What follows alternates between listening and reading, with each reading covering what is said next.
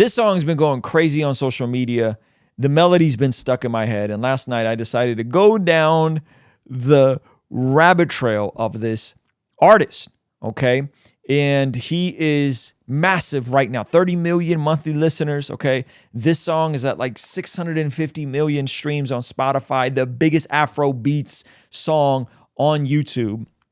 And there's a whole lot here, okay? So I can't really play you guys the record. You guys should look it up, okay? There's no profanity in it, but it is not a Christian record, just so you guys are clear. But here's a clip of him performing it and just kind of losing his mind because the audience knew all the lyrics.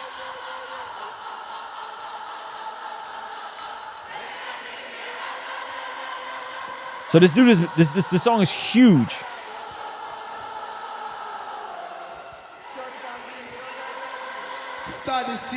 Okay, so the song is called Calm Down, okay? And Selena Gomez is on the remix, okay? Calm down, calm down. I kept seeing it because I saw prank videos of people like, well, running up on somebody doing something crazy, and then they would the person would get mad, and I don't know if they were real or not, and then the song would come on, calm down, calm down. Anyway, and so that's how the song, and then I saw that clip, and then I like looked up, I was like, yo, this is a really, really good song, okay? And then as I went down a rabbit hole of who Rema was, I found something very interesting that I think has micro implications for him, but macro implications for music and culture as a whole, okay? And so there's an interview that just came out just a couple days ago. The song's been out for a year. The remix, or I guess part 2 with Selena Gomez, has been out for like 7. The interview on Hot 97 was very interesting because they started talking about his influence for music, and they assumed that it was, you know, dance hall and other stuff. But come to find out, not only is this kid initially, and by kid, he's 22 years old, initially a Christian gospel artist, he was also a Christian rapper. And so we're going to see if I can play you guys some of that. But check this clip out, okay? And this is fair use. Hot 97 tends to get real weird with like playing their content. Okay, so check this out. What's been the biggest influence musically? In terms of genre? No, just art, anything. Just whatever. Ebro is such a clunky interviewer, but he asks him this question, and you could tell that Rema's hesitant. Listen to how he answers this. Like, what is the thing that had you falling in love with music? Or a person, or sound, or style? Yeah, whatever. Actually, it was gospel music at first because I was a gospel artist. Yeah. That's what really made me like get into music. Not only was he a gospel artist, he was a Christian rapper, okay? So let me see if I can play you guys this little freestyle of him in the car.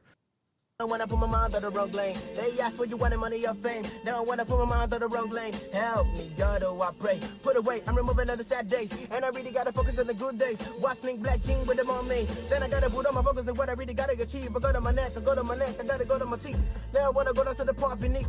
You know, I don't even need to use the N-word or F-word. Well, guess what? My best word, the next word. Never saw a gun moving like a motor car. I'm in a feeling like an avatar. Gotta get in haircut. Hey, stop. So he's not just rapping about God. He's talking about how he's not going to use profanity, yada, yada, yada, right? And so this new song, this Calm Down song, most of his music doesn't have a ton of profanity, but he goes on to explain why the music doesn't have a profanity. And this is the macro implications of this, okay? So, and I really do want to hear from you guys in the comments section in terms of like, is this a net positive? Is this a negative? Okay, because again, the song is not a Christian song. Calm Down is not a Christian song, okay?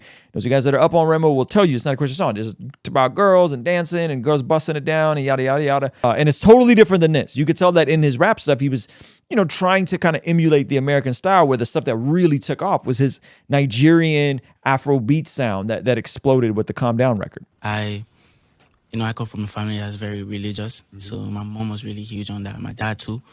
And yeah, I just started rapping in church at first. And I actually started doing Afrobeats like 2018. Mm-hmm. I tried back then, but it wasn't really my thing. So I just didn't want to venture into it as much. But I started like going full on Afrobeat 2018. I started like finding a sound for myself. And so how does your family now feel about you making the devil's music? Now, of course, Ebro in the morning in Hot 97 is, you know, they're saying this tongue-in-cheek, but are they saying it tongue-in-cheek? You know, what does that? What does that mean? The devil's music. What are we saying? So listen to how he responds to this. Devil music. This worldly music. What's the vibes at the dinner table? Like he's almost gleeful that this kid switched up. He's almost gleeful that he's no longer making Christian music. Right? It's yuck. This is a sickness of the highest order. My mom is happy for me, you know, because she saw me like working hard, you know, to achieve. And your music isn't that. Like, you have a lot of positive records too. Like, yeah, I feel like Afrobeat in general I'll say it's somewhat kind of clean. yeah, it's love. It's clean. It's all about love. It's all about adoration. It's all about, you know, when it's about the issues of the country, we keep it raw. It's a plain truth, and the words are clean. If it's about a girl, we make sure we adore the woman. We make sure, you know, she feels great about herself. When they read the lyrics, they feel it. Even when we want to say like them PG stuff, you know, our radios have done so well in just making us unconsciously switch up the words. Like if you want to say the D word, you just say banana, you know. But you go. So here's the implications on a macro level. Nigeria is a huge Christian country, okay? And because it's a Christian country, that has a top-down effect, okay? It has a top-down effect in that the music is still worldly. Okay, you get striking along. You're still talking about bananas. But it's not the same stuff we have here. If we were to juxtapose American independent rap music with something like drill music, which is overtly dark and demonic. You understand what I'm saying? And in Nigeria, because there's a strong Christian presence, it's not Christian, but it's also not bang bang, blow your brains, spinning the block on the ops, right? Like, it's a very interesting juxtaposition. And so it's like, would we rather have overtly satanic music like we have in America, or would we rather have clean music that's not Christian? I don't know. This is me genuinely asking and wanting to hear from you guys in the comments and in the chats. Like, what do you guys think about this? Now, I believe that this gentleman is experiencing a whirlwind of fame, of temptation, and it's going to be very difficult for him to stay anchored in the gospel, right? I don't know where he is with Jesus day to day, but I would hope and pray that Rema at some point would come full circle and come back to his Christian roots, because he was dope making Christian music, and he's dope making this style of music, right? I think this kid is immensely. That clip I showed you guys of him double time rapping was when he was like 17, 18 years old, right? Like American hip hop artists, let's say, for example, they'll just curse, and someone else, a producer, an engineer, will make a clean edit. You're saying that you think a lot of Afrobeats artists will just say, you'll just naturally clean up the record yourself. Unconsciously. Wow. Unconsciously. So again, we're talking about top-down culture, right? If it's clean, it doesn't include any appropriate content, I feel like Christians can listen to it even if it's not explicitly Christian. Yeah, that's a whole other conversation, Kenneth. I don't want to get in the weeds of should we listen to secular music, yada, yada, yada. That song's a bop. I played it for my wife. I played it a couple times, right? So that song is crazy good. That's a different conversation. The question is, does the culture and the fact that Christianity is driving the culture in Nigeria cultivate them unconsciously censoring themselves from explicit content? I think that's a net positive. Personally, I think that's a net positive. Unconsciously.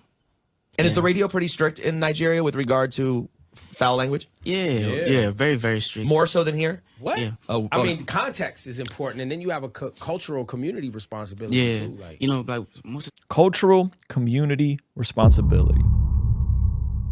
They're not finna let WAP go in Nigeria, guys. They're not finna let Cardi B be the queen of hip hop there. They're not gonna let P-word rappers, women P-word rappers, be the standard there.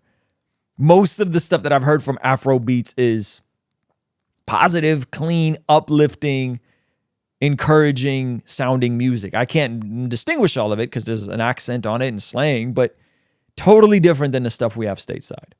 Why? Not because all these guys are born again Christians. That's not my argument. But because there's something happening top down culturally that's driving it.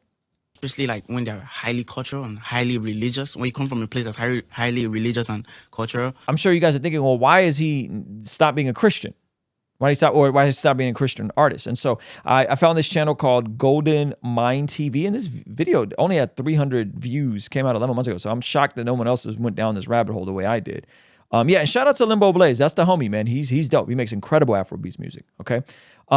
So listen to what he says. He says, I was still in Benin. I think that's where he lived. I'm not quite sure what that is. A lot of the people thought that when I got signed, I started deviating. No, actually, life was tough in Benin. I'm not that guy to ask the people in church to pay me because I'm doing God's work. So here he is, not making any money performing in churches, and the lack of resources in church, because I'm assuming Christian music in Nigeria is probably not as big as it is here, made him feel compelled to switch it up and go more mainstream. Interesting, isn't it? Okay. Right there in Benin, I started going to competitions, going to bars, lounges, and political rallies, just trying to get on the stage and hold a microphone to at least get sprayed some money to come back home and feed my family because we were going through tough times.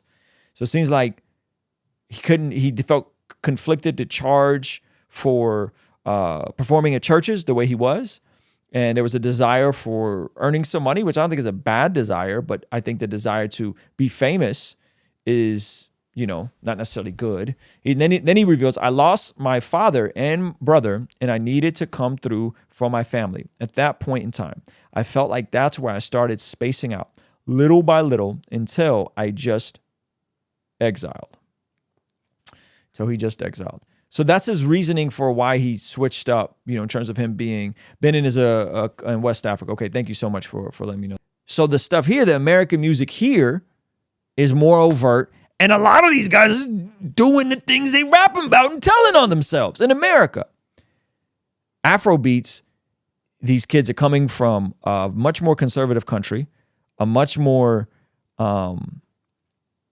country seemingly with more morals, and it's spreading like wildfire. Again, this dude has 30 million monthly listeners on Spotify.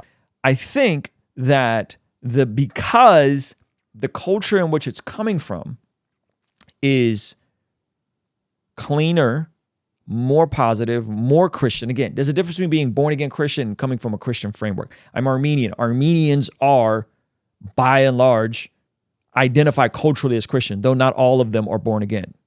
All right, guys. Hey, thank you so much for hanging out with me. If you enjoyed what we do here, consider partnering with us on our online community for as little as $5 a month to help us contextualize in the gospel and keeping us independent, ultimately only answering to you so we never have to take a brand deal and make goofy commercials like these. Our friends at Genucel Skincare have exciting news to celebrate in 2023. Using Manscaped during my showers after workout has given me much more confidence. And that's where Mudwater comes in. True Classic has got your back. All thanks to the sponsor of today's video, SayMine.com. Established Titles is your opportunity to earn the title of Laird or Lady. Subject to credit approval, rates range from 7.99% APR to 19.99% APR, included 0.50% auto pay discount. If you don't want us to make ads with brands you don't care about, sign up for our online community for as little as $5 a month to keep us independent and ultimately answering to you as our boss. You get all sorts of benefits like daily replays of our after party streams, exclusive access to our Discord community, and early access to our podcast interviews, all starting for only $5 a month. Kingstream Entertainment. Ruslan.